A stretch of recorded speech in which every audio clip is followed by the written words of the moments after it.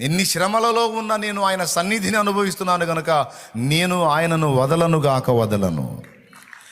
అందరూ నన్ను చీత్కరించి చీకొట్టి నా ముఖం మీదనే నన్ను అవమానపరిచి త్రోసివేసిన నా తండ్రి నన్ను వదలలేదు. నేను ఆయన సన్నిధిని అనుభవిస్తున్నాను, అది నేను ఎరుగుదును కనుక నేను నా ప్రభువును వదలను.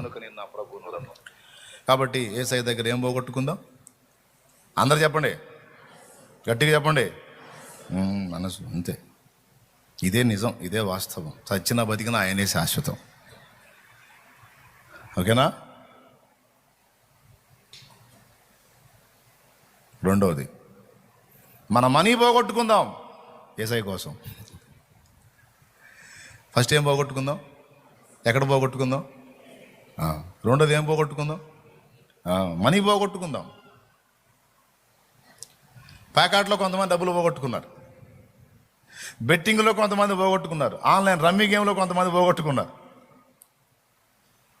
కొంతమందిని నమ్మి అడ్డం ఉండి ఇప్పించి కొంతమంది పోగొట్టుకున్నారు. రకరకాల కారణాల చేత చాలామంది చాలా పోగొట్టుకున్నారు సొమ్ము. కానీ అవన్నీ తిరిగి రావు, వచ్చిన ఫలము లేదు. కానీ అలా పోగొట్టుకోవద్దు. మనం కూడా పోగొట్టుకుందాం, కానీ మనం యేసయ్య కోసం పోగొట్టుకుందాం. దేవునికి స్తోత్రం.